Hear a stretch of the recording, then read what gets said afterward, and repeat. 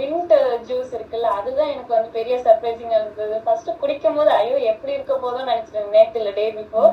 But குடிக்கும் போது செம்ம டேஸ்டா இருந்துச்சு. நான் வீட்டுல கூட சொல்லிட்டு இருந்தேன், ஐயோ இதுல இப்படி இருக்கும் நீ எதிர்பார்க்கவே இல்லைன்னு. ரொம்ப டேஸ்டா இருந்தது. அது மட்டும் கிடையாது, அப்புறம் இன்னைக்கு அடை அவியலும் நல்லா வந்திருக்கு. அதுக்கப்புறம் நேத்து இன்னொன்னு என்னமோ செஞ்சோமே, இது கம்பு பொங்கல் அண்ட் கீரை, அதுவும் சூப்பரா இருந்துச்சு மேம்.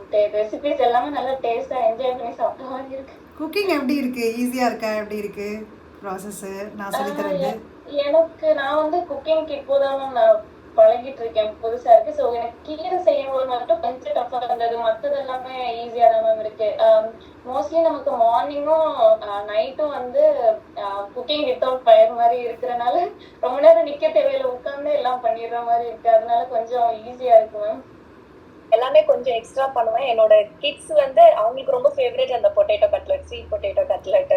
நான் எக்ஸ்பெக்ட் பண்ணல அவங்க வந்து இப்படி இதை வந்து விரும்புவாங்கன்னு சொல்லிட்டு.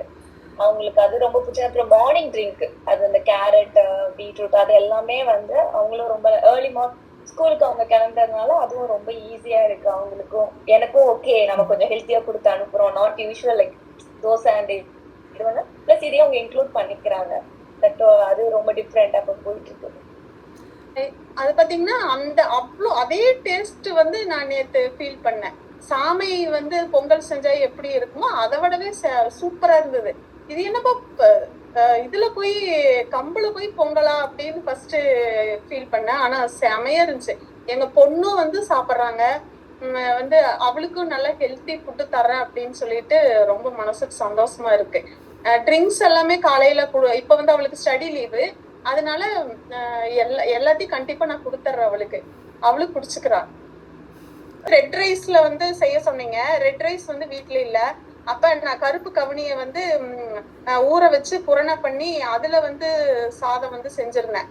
அப்ப அதுல வந்து காம்பினேஷன் வந்து பாத்தீங்கன்னா சென்னா கிரேவி, அதுக்கப்புறம் கோவக்காய் பொரியல். அது வந்து பாத்தீங்கன்னா நைட்டு டிராவலிங்க்கு வந்து என் ஹஸ்பண்ட்க்கு வந்து இருக்குது வீட்டுல, எடுத்துட்டு போறீங்களா அப்படிங்கவும் பாக்ஸ்ல போட்டு கொடுனாங்க. நான் வந்து போட்டு கொடுத்தேன். அவங்க வந்து எப்பவுமே ட்ரெயின் ஏறிட்டு வந்து அவ்வளவு சீக்கிரம் கூப்பிடவே மாட்டாங்க. அந்த சாப்பிட்டு அவ்வளோ டேஸ்டா இருக்குன்னு அவ்வளோ டைம் சொன்னாங்க. அதுக்கப்புறம் அடுத்த நாளும் திருப்பி அந்த ரெசிபி பத்தி சொன்னாங்க. அது வந்து ரொம்ப சந்தோஷம் வந்து. அது வந்து ரொம்ப பிளஸ்ஸிங்ஸ் உங்களுக்கு.